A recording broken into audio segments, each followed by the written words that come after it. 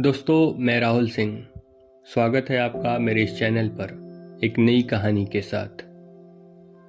कहानी का नाम है चीफ की दावत। भीष्म साहनी की कहानी चीफ की दावत मध्य वर्गीय समाज के परिवेश और मानसिकता को वास्तविकता के साथ अभिव्यक्त करती है। इस कहानी के माध्यम से लेखक ने बुजुर्गों की पीड़ा को अभिव्यक्त किया है। आधुनिक दौर में किस तरह परिवार में बुजुर्गों को हाशिए पर धकेला जा रहा है।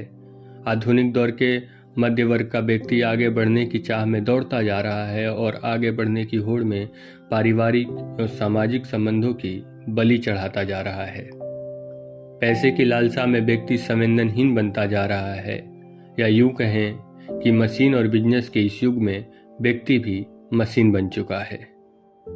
आइए सुनते हैं भीष्म साहनी द्वारा लिखित कहानी चीफ की दावत। आज मिस्टर सामनाथ के घर चीफ की दावत थी। सामनाथ और उनकी धर्मपत्नी को पसीना पोंछने की फुर्सत न थी। पत्नी ड्रेसिंग गाउन पहने, उलझे हुए बालों का जुड़ा बनाए, मुंह पर फैली हुई सुर्खी और पाउडर को मले, और मिस्टर सामनाथ सिगरेट पर सिगरेट फूंकते हुए चीजों की फहरिस्त हाथ में थामे एक कमरे से दूसरे कमरे में आ जा रहे थे। आखिर 5 बजते बजते तैयारी मुकम्मल होने लगी। कुर्सियाँ, मेज, तिपाइयाँ, नैपकिन, फूल सब बरामदे में पहुंच गए। ड्रिंक का इंतजाम बैठक में कर दिया गया। अब घर का फालतू सामान अलमारियों के पीछे और पलंगों के नीचे छिपाया जाने लगा। तभी सामनाथ के सामने सहसा एक अड़चन खड़ी हो गई। माँ का क्या होगा? इस बात की ओर न उनका और न उनकी कुशल गृहिणी का ध्यान गया था। मिस्टर सामनाथ श्रीमती की ओर घूमकर अंग्रेजी में बोले, माँ का क्या होगा? श्रीमती काम करते करते ठहर गईं और थोड़ी देर तक सोचने के बाद बोली, इन्हें पिछवाड़े इनकी सहेली के घर भेज दो। रात भर बेशक वहीं रहें, कल आ जाएं। सामनाथ सिगरेट मुंह में रखे सिकुड़ी आंखों से श्रीमती के चेहरे की ओर देखते हुए पल भर सोचते रहे, फिर सिर हिलाकर बोले, नहीं, मैं नहीं चाहता कि उस बुढ़िया का आना जाना यहाँ फिर से शुरू हो। पहले ही बड़ी मुश्किल से बंद किया था। माँ से कहें कि जल्दी ही खाना खा के शाम को ही अपनी कोठरी में चली जाएं। मेहमान कहीं 8 बजे आएंगे, इससे पहले ही अपने काम से निपट लें। सुझाव ठीक था, दोनों को पसंद आया, मगर फिर सहसा श्रीमती बोल उठी। जो वह सो गईं और नींद में खराटे लेने लगी तो साथ ही तो बरामदा है जहां लोग खाना खाएंगे। तो इन्हें कह देंगे कि अंदर से दरवाजा बंद कर लें, मैं बाहर से ताला लगा दूंगा, या माँ को कह देता हूं कि अंदर जाकर सोए नहीं, बैठी रहें, और क्या। और जो सो गई तो डिनर का क्या मालूम कब तक चले? 11-11 बजे तक तो तुम ड्रिंक ही करते रहते हो।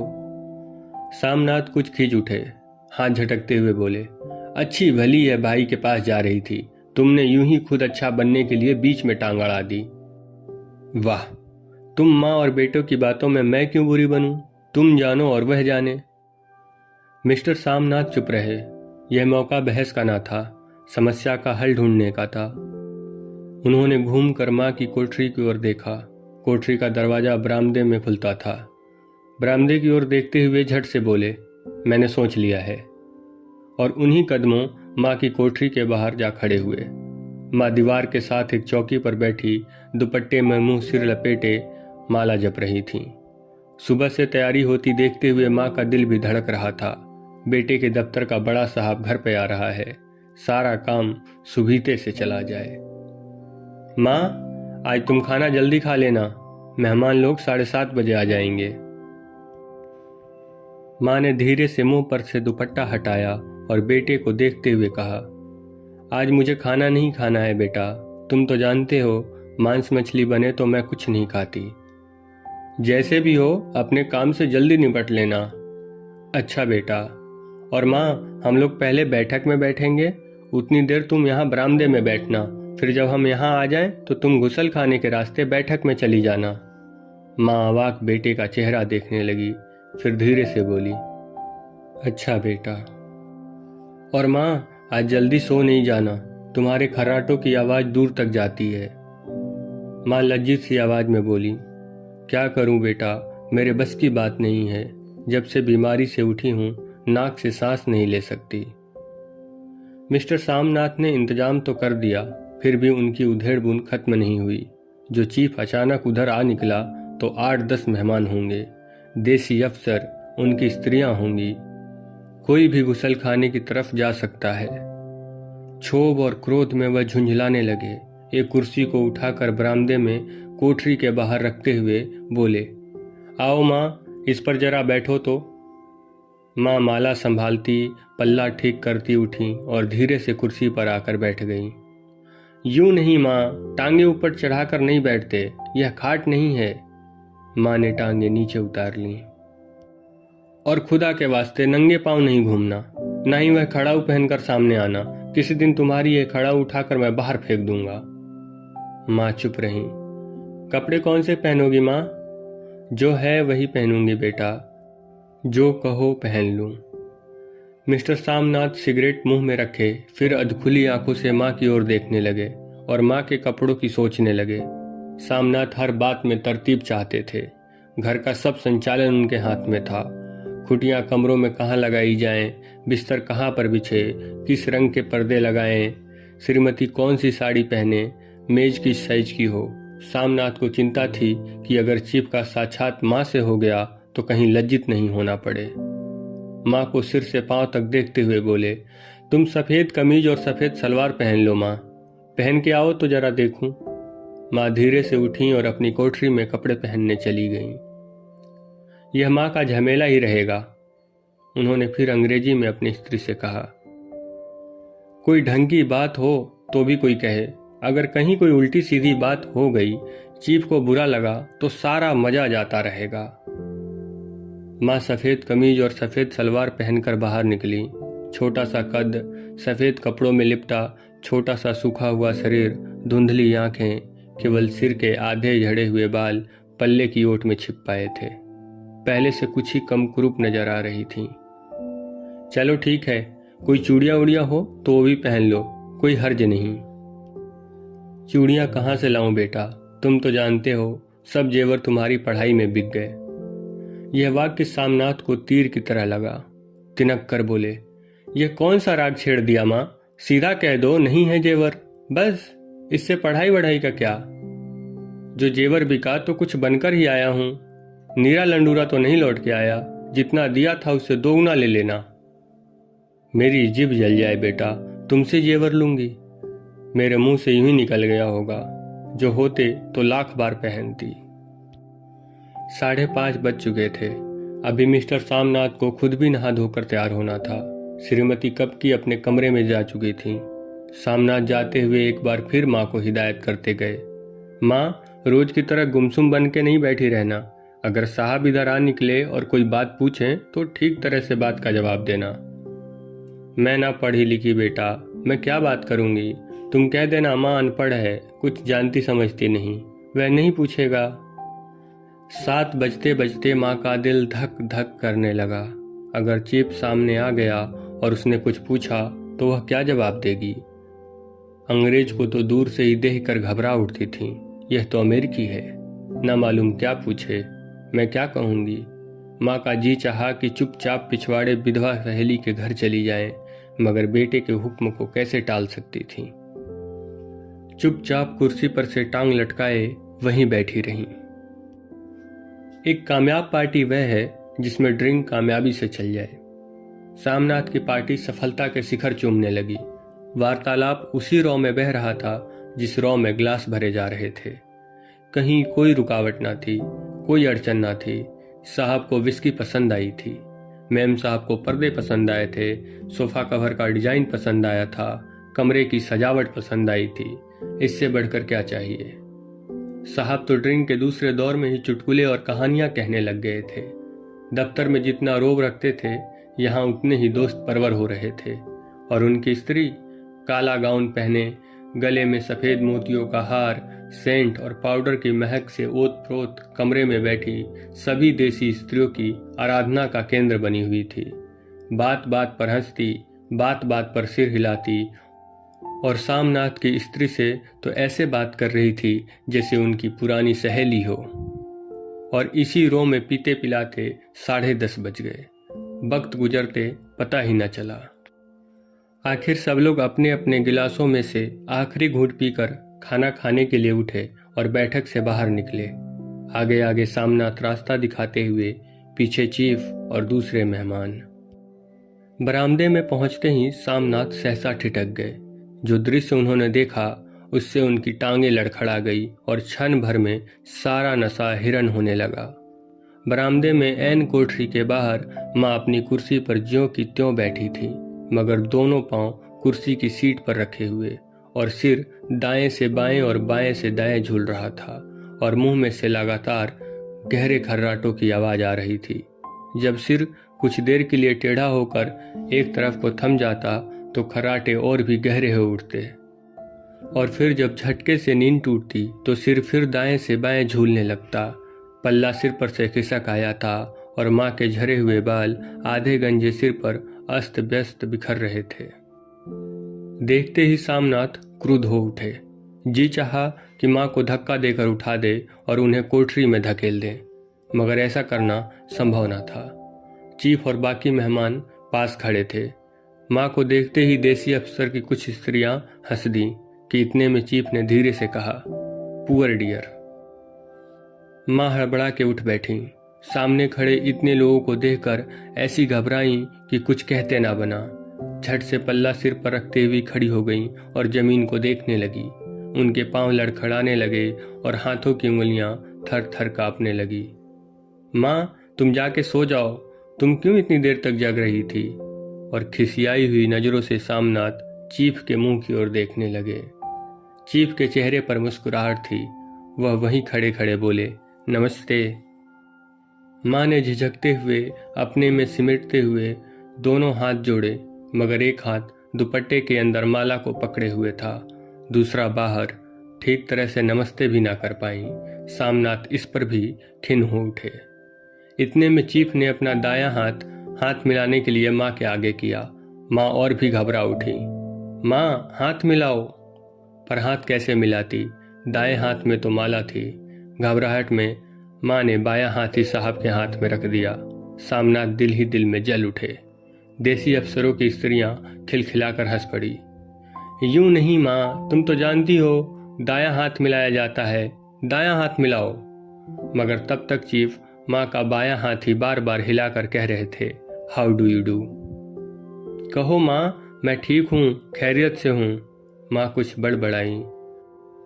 माँ कहती हैं, मैं ठीक हूँ। कहो माँ, हाउ डू यू डू। माँ धीरे से सकुचाते हुए बोली, हाउ डू डू। एक बार फिर कहा उठा। वातावरण हल्का होने लगा। साहब ने स्थिति संभाल ली थी। लोग हंसने चहकने लगे थे। सामनाथ के मन का क्षोभ भी कुछ कुछ कम होने लगा था। साहब अपने हाथ में माँ का हाथ अब भी पकड़े हुए थे और माँ सिकुड़ी जा रही थी। साहब के मुंह से शराब की बू आ रही थी। सामनाथ अंग्रेजी में बोले, मेरी माँ गांव की रहने वाली है, उम्र भर गांव में रही है, इसलिए आपसे लजाती है। साहब इस पर खुश नजर आए। बोले, सच? मुझे गांव के लोग बहुत पसंद है। तब तो तुम्हारी माँ गांव के गीत और नाच भी जानती होंगी। चीफ खुशी से सिर हिलाते हुए माँ को टकटकी बांधने लगे।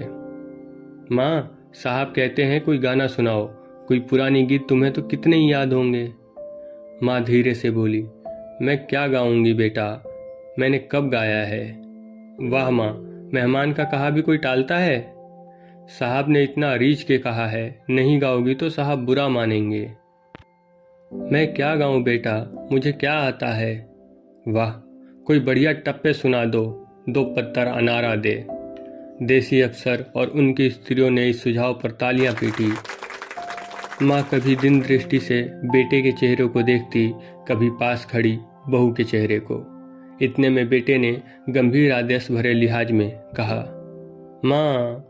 इसके बाद हाँ या ना सवाल ही ना उठता था। माँ बैठ गई। छिन दुर्बल लरजती आवाज में एक पुराना विवाह का गीत गाने लगी। हरियाणी माए हरियाणी बहने, हरियाते भागी भरिया है। देसी स्त्रियां खिलखिला के हंस उठी। 3 पंक्तियां गा के माँ चुप हो गई। बरामदा तालियों से गूंज उठा। साहब तालियां पीटना बंद ही नहीं करते थे। सामनाथ की खींच प्रसन्नता और गर्व में बदल उठी। माँ ने पार्टी में नया रंग भर दिया था। तालियां थमने पर साहब बोले, पंजाब के गांव की दस्तकारी क्या है? सामनाथ खुशी से झूम रहे थे। बोले, वो बहुत कुछ साहब, मैं आपको एक सेट उन चीज़ों की भेंट करूंगा, आप उन्हें देखकर खुश होंगे। मगर साहब ने फिर सिर हिलाकर अंग्रेजी में पूछा, नहीं, मैं दुकानों की चीज़ें नहीं मांगता। पंजाबियों के घरों में क्या बनता है? औरतें खुद क्या बनाती हैं? सामनाथ कुछ सोचते हुए बोले, लड़कियां गुड़िया बनाती हैं और फुलकारियां बनाती हैं। फुलकारी क्या? सामनाथ फुलकारी का मतलब समझाने की असफल चेष्टा करने के बाद माँ को बोले, क्यों माँ, कोई पुरानी फुलकारी घर में है? माँ चुपचाप अंदर गई और अपनी पुरानी फुलकारी उठा लाई। साहब बड़ी रुचि से फुलकारी देखने लगे। पुरानी फुलकारी थी, जगह जगह से उसके तागे टूट रहे थे और कपड़ा फटने लगा था। साहब की रुचि को देखकर सामनाथ बोले, यह फटी हुई है साहब, मैं आपको नई बनवा दूंगा। माँ बना देगी। क्यों माँ, साहब को फुलकारी बहुत पसंद है, इन्हें ऐसी एक फुलकारी बना दोगी ना? माँ चुप रहीं, फिर डरते डरते धीरे से बोली, अब मेरी नज़र कहाँ है बेटा, बूढ़ी आंखें क्या देखेंगी? मगर माँ का वाक्य बीच में ही तोड़ते हुए सामनाथ साहब को बोले, वह जरूर बना देगी, आप उसे देखकर खुश होंगे। साहब ने सिर हिलाया, धन्यवाद किया और हल्के हल्के झूमते हुए खाने की मेज की ओर बढ़ गए। बाकी मेहमान भी उनके पीछे पीछे हो लिए। जब मेहमान बैठ गए और माँ पर से सबकी आंखें हट गई तो माँ धीरे से कुर्सी पर से उठी और सबसे नजरें बचाती हुई अपनी कोठरी में चली गई। मगर कोठरी में बैठने की देर थी कि आंखों में छल छल आंसू बहने लगे। वह दुपट्टे से बार बार उन्हें पोंछती, पर वह बार बार उमड़ आते, जैसे बरसों का बांध तोड़कर उमड़ आए हों। माँ ने बहुतेरा दिल को समझाया, हाथ जोड़े, भगवान का नाम लिया, बेटे के चिरायु होने की प्रार्थना की, बार बार आंखें बंद की, मगर आंसू बरसात की पानी की तरह जैसे थमने में ही नहीं आते थे। आधी रात का वक्त होगा। मेहमान खाना खाकर एक एक करके जा चुके थे। माँ दीवार से सट कर बैठी, आंखें फाड़े दीवार को देखे जा रही थी। घर के वातावरण में तनाव ढीला पड़ चुका था। मोहल्ले की निस्तब्धता सामनाथ के घर भी छा चुकी थी। केवल रसोई में प्लेटों की खनखनाने की आवाज आ रही थी। तभी सहसा माँ की कोठरी का दरवाजा जोर से खटकने लगा। माँ, दरवाजा खोलो। माँ का दिल बैठ गया, हड़बड़ा कर उठ बैठी। क्या मुझसे फिर कोई भूल हो गई? माँ कितनी देर से अपने आप को कोस रही थी कि क्यों उन्हें नींद आ गई, क्यों वो ऊँघने लगी। क्या बेटे ने अभी तक क्षमा नहीं किया? माँ उठी और कांपते हाथों से दरवाजा खोल दिया। दरवाजा खुलते ही सामनाथ झूमते हुए आगे बढ़ाए और माँ को आलिंगन में भर लिया। ओ अम्मी, तुमने तो आज रंग ला दिया। साहब तुमसे इतना खुश हुआ कि क्या कहूँ। वो अम्मी, ओ अम्मी। माँ की छोटी सी काया सिमट कर बेटे के आलिंगन में छिप गई। माँ की आंख में फिर आंसू आ गए। उन्हें पोंछती हुई धीरे से बोली, बेटा तुम मुझे हरिद्वार भेज दो, मैं कब से कह रही हूँ। सामनाथ का झूमना सहसा बंद हो गया और उनकी पेशानी पर फिर तनाव के बल पड़ने लगे। उनकी बाहें माँ के शरीर पर से हट गईं। क्या कहा माँ? यह कौन सा राग तुमने फिर छेड़ दिया?